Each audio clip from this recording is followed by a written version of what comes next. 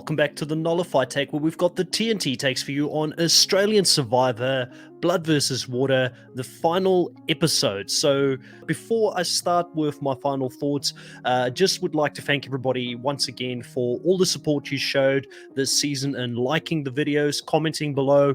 By the time that the next Australian Survivor hits our TV screens, there will be again an improvement on everything that I do.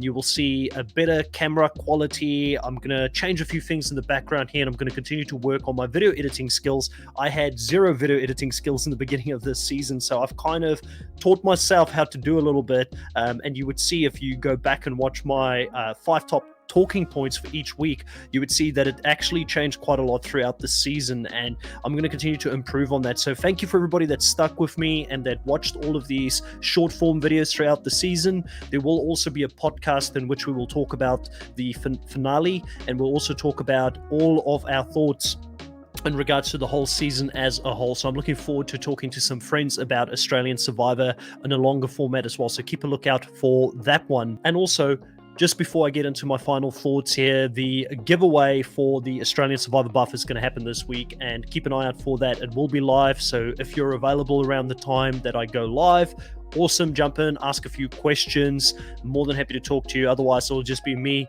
talking to myself with a big wheel and a bunch of names for everybody that's commented on these videos to give away this buff, which I'm really excited to give back to the community that have supported me through this season. To give you an idea, when I started this, I think I had like 50 or 60 subscribers in the beginning of this season, and we are now at 540 subscribers. So thank you so much for that. I know it's not just Australian Survivor fans, but for those Australian Survivor fans that have supported me, thank you so much.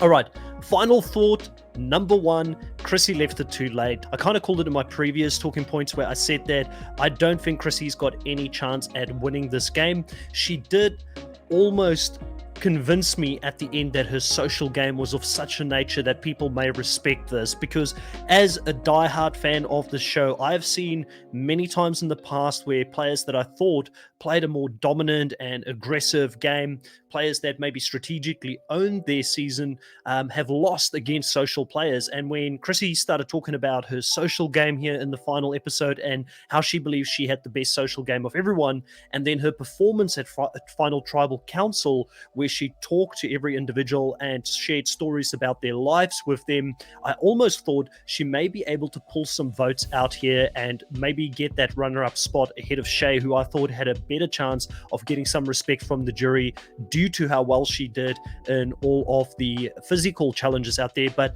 ultimately she left it too late, and I think Chrissy's going to look back at this season and regret two things. Firstly, she's going to regret that she stayed with Mark and Josh for as long as she did. She may not, but if she wanted to win, she needed to take them out a lot earlier in the game, and she left it way too late to make a case one move before Final Tribal Council. No one was ever going to respect that, and like Mark said, it was all about who actually performed throughout the whole season and had multiple moves, not just one move. So she was never going to be able to do one move and sell this jury, who are massive fans of the show, that she deserved to win this game at the end. Number two for her, in regards to what I think she will regret, is the relationship with Josh. She was so close to him. He was clearly her number one throughout this whole game, but she ultimately cut him ahead of Mark here in the end, and she was the kingmaker this season. She decided who won this season. I firmly believe that if she went against Mark in this spot and Mark went home, that Josh would have won this season. So I could understand if Josh is up until today still upset about this, and I know some people will say it's only a game. $500,000 is a lot of money. Now, I'm not saying that he wouldn't forgive her or he couldn't understand where she's coming from, but I know that if she cost me $500,000 after I was loyal to her for as long as he was, it would have been tough for me to comprehend what went wrong at the end. And I feel like he would have had the right to be upset about that, at least for a while, because he played out of his skin and he thought that the person that was his right-hand person would be with him until the end. The one thing I will say in Chrissy's defense here, I'm a massive Chrissy fan. I hope people realize this, even though I'm giving her a bit of stick here. I do think that in her defense, she knew he was coming for her, or she had an inkling of it, and she took him out before he could take her out. So all's fair in love and war, and he did try and take a swing at her here. Final thought number 2. I think that Josh was the best player not to win this season. Obviously, the best player did win in Mark, and he ultimately outplayed Josh, and he did lay his plan out pretty well to the final jury. But I do think that Josh probably did about 90 to 95% of everything right this season. He had control of his alliance. He was dictating the votes. I mean, he had that much confidence that he told people to their face when they were going to go home, and he didn't fear letting people know about the plan, which is something as a diehard fan I don't appreciate. I don't think you ever, even if you're in a position of power, let people know that they're on the chopping block and that they could potentially go home. So fair dinkum to him. He had a lot of control of this game to the point where he could do that, and it didn't jeopardize his spot in the game. He ultimately underestimated Chrissy and Marky in the end, and how willing they would be to cut him out to win this game, and that was his 5% to 10% of game that just wasn't there. He thought that even if he was out front and center as much as he was, that loyalty would be respected until the end. I will say as final thought on Josh that I wouldn't be angry to see Josh play this game again. I think he's one of the better players we've ever seen on Australian Survivor.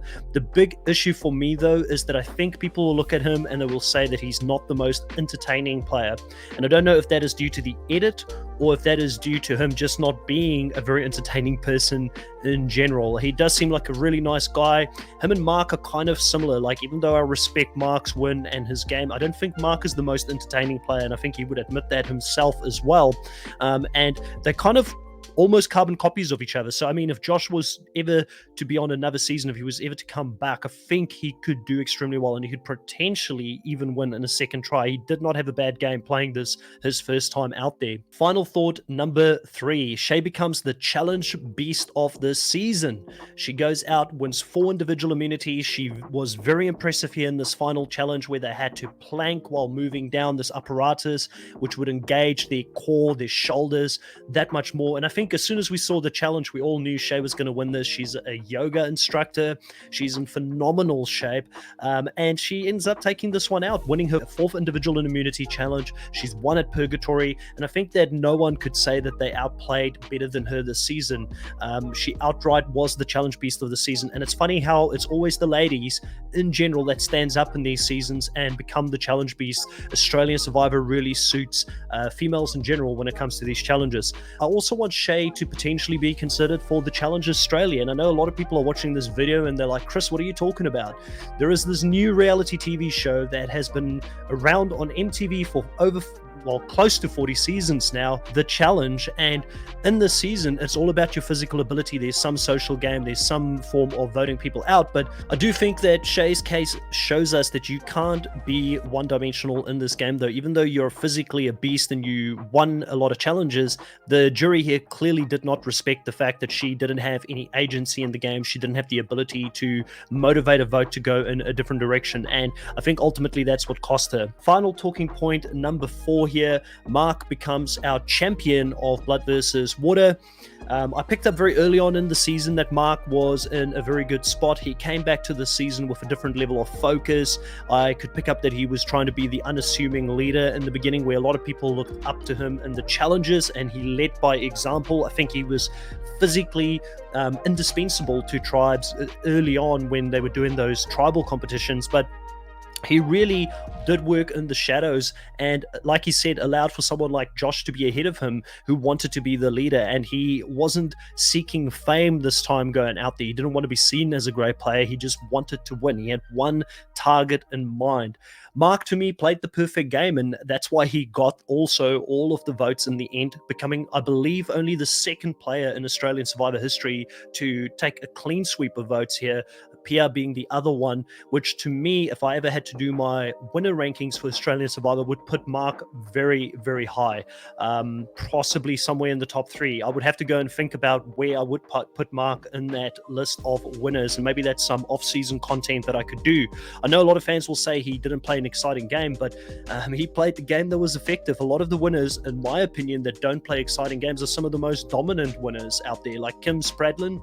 I wasn't excited by her game the first time I watched it. It was a very predictable, boring, and straightforward season because of the control that she had of that specific season. Similar to Mark, he said he came in, he wanted to be in control of a majority alliance. He didn't want to scramble from the bottom because that would allow him to sit back and then react to things in a more slow and calculated manner, which I think he did extremely well here with the people that he aligned himself with. I mean, Mark's social game was that strong that Josh was willing to risk his win to go up against someone like Mark, who also had an impressive game at the end. That is impressive to see. Josh was willing to take bullets for him, where Geordie and Jesse ultimately turned on Josh because Josh didn't want to take a shot at Mark after he found out about the idol that Mark had, the one idol he had. And then he realized that there was two idols in the game and he still protected Mark, which to me is extremely impressive. Some people will say that Sam really added to his game and why he won. And like he said, Sam and him, they were one person playing this game, and if one won, the other one won. But I do think that Mark wins this season with or without Sam, and I know it's a big call. He did get that extra idol, but that extra idol that he played wasn't actually even necessary at that point. He wasn't going to be the one going home. He only needed his own idol. And I do think that Sam rocked the boat quite a bit, where some of his alliance members didn't always know if they could or wanted to work with her. I feel like he would have been okay even without her. Now, this doesn't mean that I don't respect Sam's game, and I just want to be clear there. I'm going to do a separate video of who I think the top 5 players are, or the players that I'd love to see come back and play this game again. And Sam may be in that list, because I do think Sam is someone that brought a lot of excitement and entertainment to this game. I mean, she was the entertainment that Mark at points kind of lacked a little bit in this game, but I really enjoyed seeing Mark's calculated and calm approach to this season as he dismantled everybody throughout the game and went to the end and ultimately outsmarted the person who thought that they were in control of this whole game. He put them there on purpose and then took them out at the end. I also like seeing that this game was more than just about the money for Mark, and that he went through a personal journey that I think none of us can relate to, at least if you haven't been at war. And that story about what happened to the person that he went out to war with and waking up next to the river, I hope that he found some peace and that, he's able to move on from that now, and that he's got better memories after winning this season. Ultimately, Mark, well done, well played. You're a great winner and a great representative of this season. Now, final thought, number 5. Let's talk about the good, the bad, and the ugly of this season. We'll start off with the good. I think that this season was extremely fun to watch. There was a lot of great players. Some of them were a little bit under-edited at times, I know, and we may talk about this in the good, the bad, and the ugly. But, I mean, you've had people here this season like Geordie, Jesse, Sam, Nina, Khan, Shay at the end, like all really, and Josh, really good players. You have to look at this and say, Mark winning out, this should be even more so impressive that he beat players of this caliber. Very strategic, socially good players, a lot of fans who understood this game, and somehow he got through this, even with this massive target on his back. But seeing the amount of impressive players this season go head-to-head in these immunity challenges, and it not being a one-horse race with somebody running away with those challenges, and seeing how strategically people had to maneuver to get to the end, I think that this season had an extremely strong cast. I'm not too sure if I like the Blood versus Water theme and how it played out for this season, but ultimately the cast itself, you cannot deny, was a very highly capable cast, and they were enjoyable to watch. Now, the bad. For me, the edit of Australian Survivor, I know this gets talked about a lot, and a lot of people will probably say, why do we go into this again? The edit's horrible for Australian Survivor. It's the worst of any of the franchises. I picked up that Mark was going to win since, I believe, episode 2, if you go back and watch the recaps, and I pretty much stayed on that throughout the whole season because they made it so obvious to me that he was going to win. The amount of content he got and the lack of content that other people had. So I don't think you need to take away from the winner's edit at all to have a good season, but I do think you need to at least give us 1, 2, 3, or maybe even 4 false potential winners.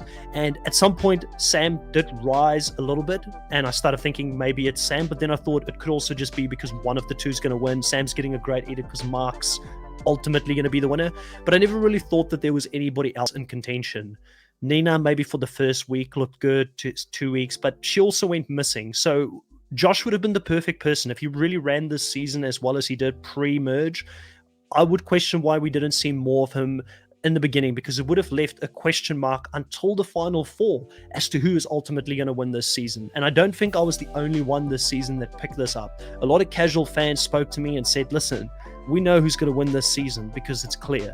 And it's one thing to have someone that's a student of the game and that analyzes the episodes and podcasts and talks about it to pick it up because they can see the trends after so many seasons. But if your casual viewers think it's that obvious, then clearly you're insulting the intelligence of your audience. So think about, for the next season, if anybody from production listens to this, I'm a guy with 500 subs. I don't have a lot of subs, but think about potentially adding more great character development into your seasons and making it a little bit more of a guess at the end as to who's actually going to win. Because one of the things that I think Survivor fans enjoy is kind of like Cluedo or who did the murder. We want to figure it out, but we don't want to know in episode 2 or episode 3 already who's going to win, and then it's that clear throughout the whole season. So something to think about. I think it's the bad. Lastly, the ugly. The ugly for me, the casual fans this season were horrible to people like Sam. Probably Sam got the brunt of it. There's other people that also probably got a little bit of hatred online. But to me, cyberbullying, being negative to players who go out there for our entertainment is never on. And you've just got to think about it. If you're a true fan of this show and you want to go play this one day, is this how you would like to be treated if you were out there making moves, playing a game? I know for a fact I wouldn't want to be treated this way. Prior to this season, I would have maybe still considered applying for a season of Australian Survivor or Survivor South Africa in the future. But to be honest with you, I just don't think the juice is worth the squeeze, to steal a pun there from JLP. It shouldn't be about personally attacking someone for their physical appearance or for something that they've done in the game. It should be understood that this is a game and it's entertainment. I know nobody that listens to this videos and that are interested in hearing people's thoughts about this season would probably care or be that type of person, but it's never on. And I was extremely disappointed at times this season to be a part of this fandom that attacked players personally. And Sam, I hope that you move on from this and understand that this is a very small part of the community, and hopefully we see you again at some stage in the future. I personally would love to see you back on Survivor, but I would also understand if you never wanted to do anything with Survivor in the future again due to that. Overall, I don't want to leave it on a bad note. It was a great season. I enjoyed talking about it. I will be talking some more about it, and hopefully I'll have some castaways pretty soon on this channel to do some exit interviews, which I'm extremely excited about. If you only followed Australian Survivor at this point, consider following this channel, subscribing and liking it. There is going to be more content coming out in the future. There will potentially be more Australian content coming out. I am thinking about doing recaps on the Australian Amazing Race, maybe something with Big Brother in Australia where I do only short form videos. I don't know if I'll have enough time for podcasting, but I am considering doing other things for Australian TV also on this channel. But as always, guys, thank you for listening to a random guy on YouTube talking about his thoughts on this final episode for Australian Survivor. Keep an eye out for that giveaway. It's happening this week. And as always, guys, catch you next time.